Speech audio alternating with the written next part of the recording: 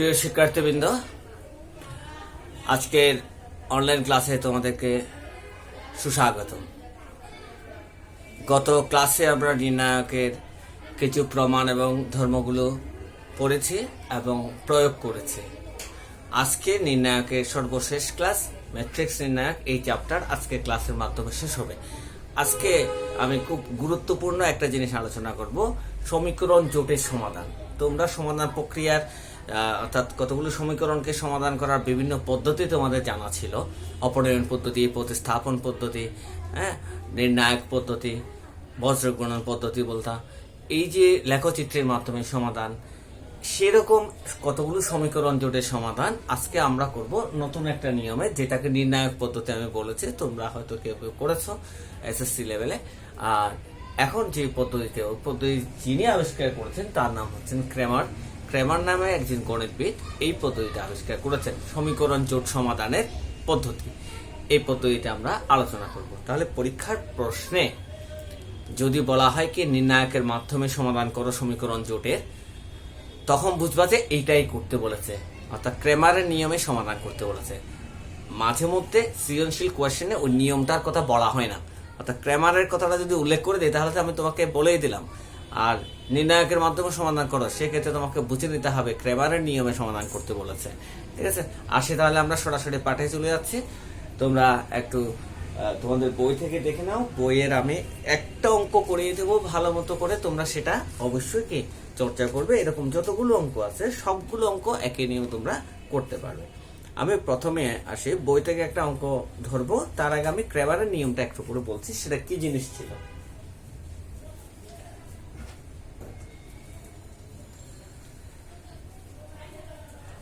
ধরো আমাদের সমীকরণ জোটগুলো এরকম, তিনটা সমীকরণ জোট দিয়েছে।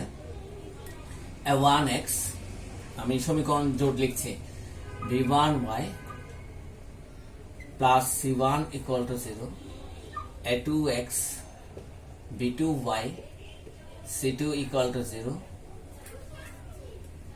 আরো লিখে আমি দুটা না নিয়ে তিনটা চলক নিয়ে আমি z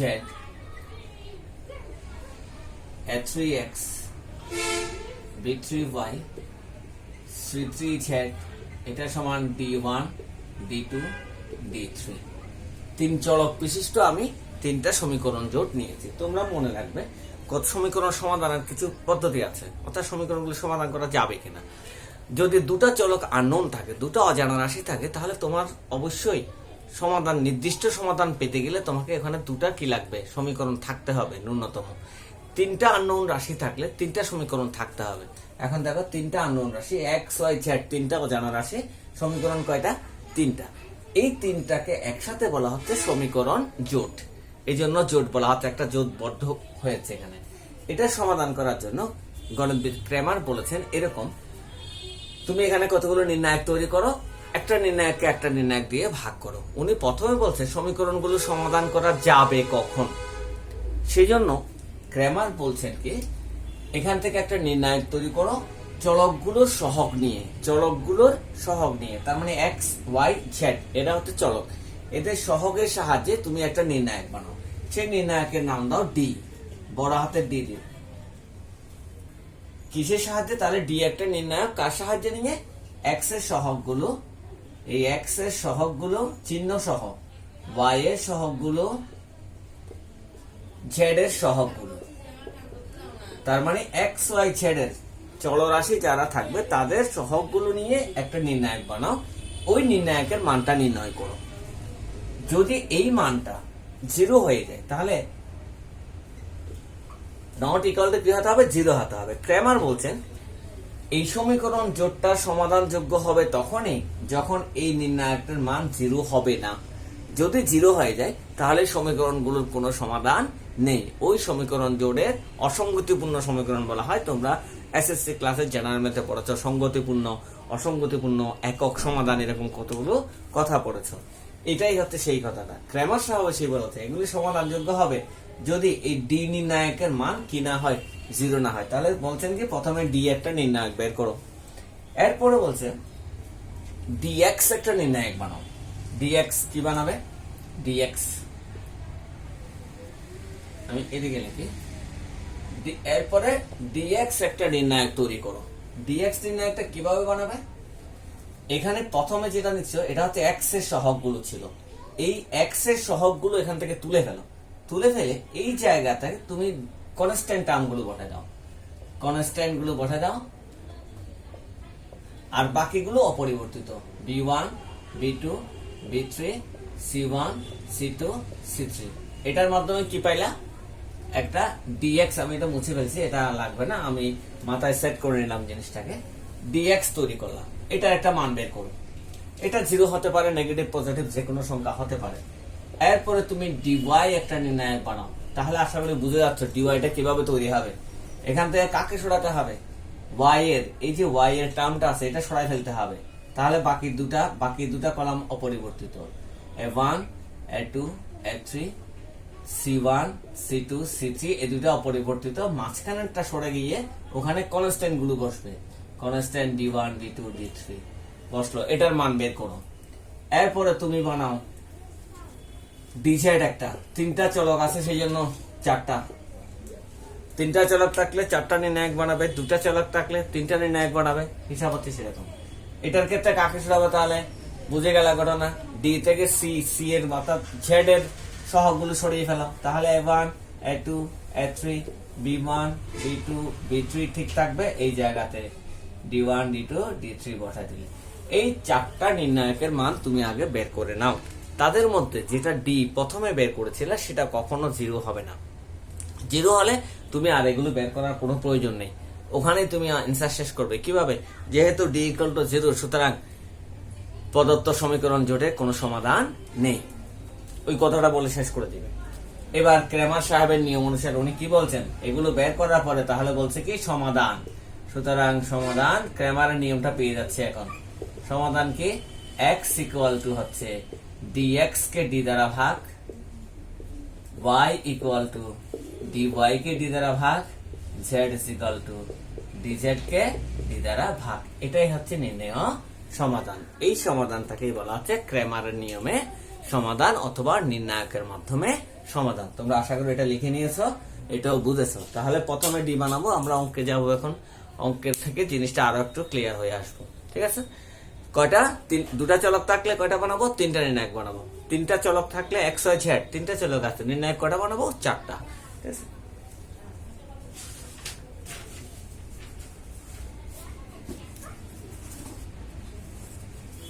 তাহলে আমরা একটা অঙ্কে চলে যাই।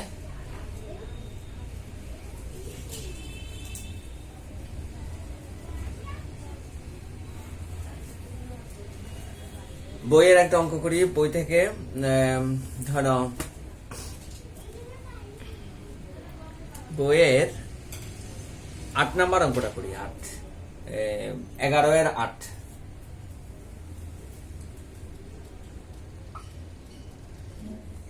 এগারো নম্বরে যতগুলো অঙ্ক আছে এগুলি সবগুলো হচ্ছে এই নিয়মে করবো। তাহলে x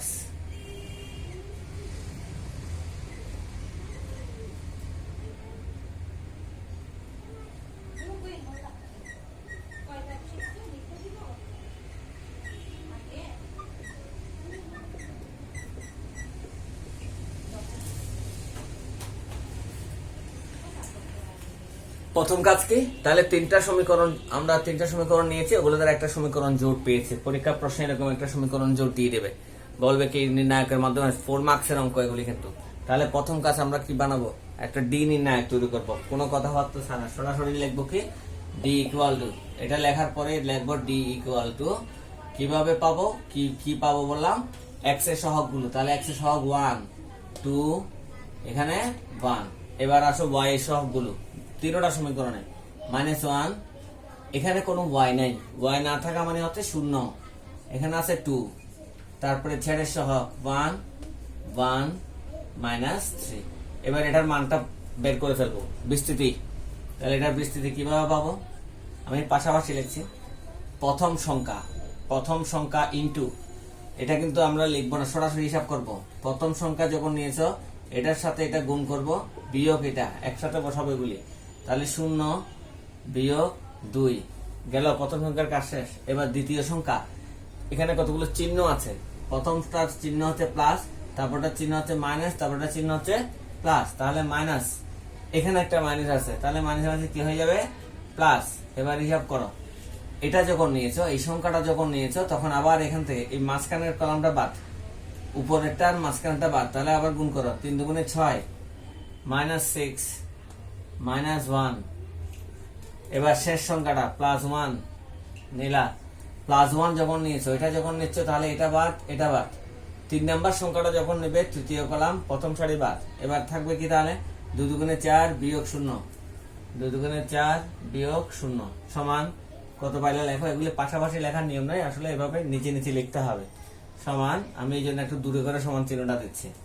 এখানে কত আসে -2 -7 +4 ইকুয়াল টু কত আসতেছে একটু দেখে নাও, -9 থেকে -5। 0 হয়নি, 0 না হওয়া মানে বাকি কাজগুলো করতে হবে। তার পাশে আমরা লিখে দিই not equal to 0।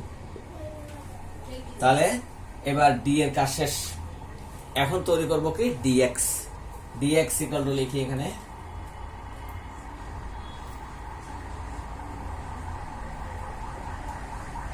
Dx equal to কি, কাকে বাদ দেবো তাহলে, প্রথম কলামটা বাদ, এক্স এর কলামটা বাদ।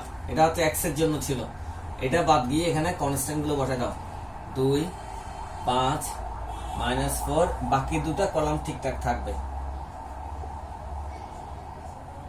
এই এবার এটাকে বিস্তার করো, এটাকে বিস্তৃত করে মান নির্ণয় করে আনো। তাহলে আবার আগে নিয়মে 2 ইন্টু এই প্রথম সংখ্যা ইন্টু 0 -2, তারপরে মানে যে +1 ইন্টু 5 3 5 15 +4 +1 ইন্টু আবার গুণ 5 দুগুণে 10 +0, টোটাল মানটা কত আসে দেখি, -4 -11 +10 ইকুয়াল টু আসে -5 ডিএক্স প্লাস। এবার বের করে ডিওয়াই। আমি এটা লাগছে না আমার অবশ্য, ডিওয়াই ইকুয়াল টু লিখি এবার ডিওয়াই সমান, এবার বাদ যাবে কাকে, তাহলে ওয়াই এর কলাম, ডি এর থেকে ওয়াই এর কলামটা বাদ, এই জায়গাতে কনস্ট্যান্ট গুলো করবে। তাহলে প্রথম কলামটা ঠিকঠাক থাকবে, ডি নির্ণায়কের প্রথম কলামটা ঠিক থাকবে, দ্বিতীয় কলামটা উঠে যাবে, যেহেতু ওয়াই বলছো ওয়াই এর কলামটা উঠে যাবে, ওখানে কি বসবে কনস্ট্যান্ট গুলো বসবে। কনস্ট্যান্ট ছিল 2 5 -4 অর্থাৎ সমান চিহ্ন। এবার তারপরে তৃতীয় কলামটা ঠিকঠাক থাকবে, লিখলাম, ঠিক আছে। এবার এখান থেকে আমরা চলে যাচ্ছি এটার মান নির্ণয়ে।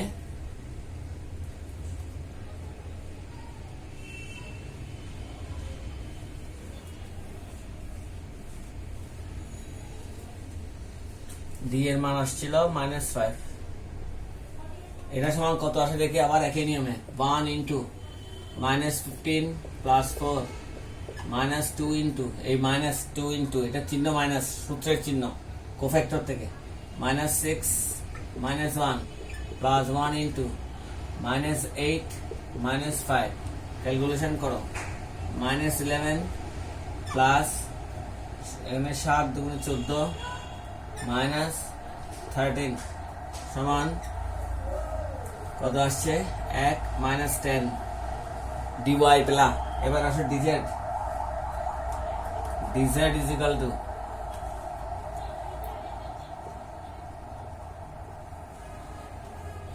তাহলে তুমি যখন ডিজেড বের করবে, এই ডিজেড প্রথম কলামটা ঠিকঠাক থাকবে। প্রথম কলাম ছিল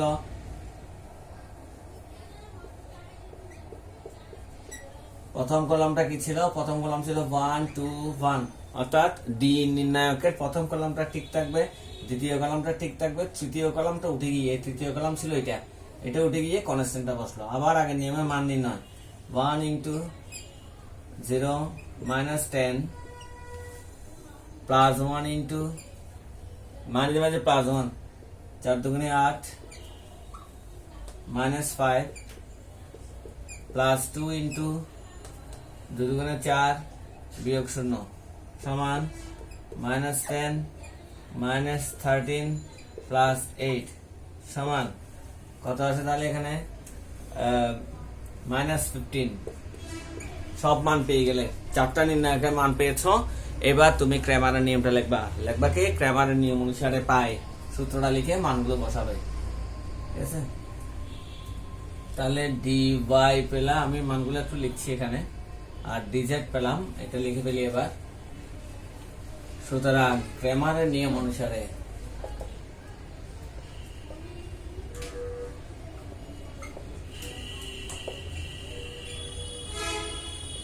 নিয়মে পাই x equal to dx by d, মান বসে দাও।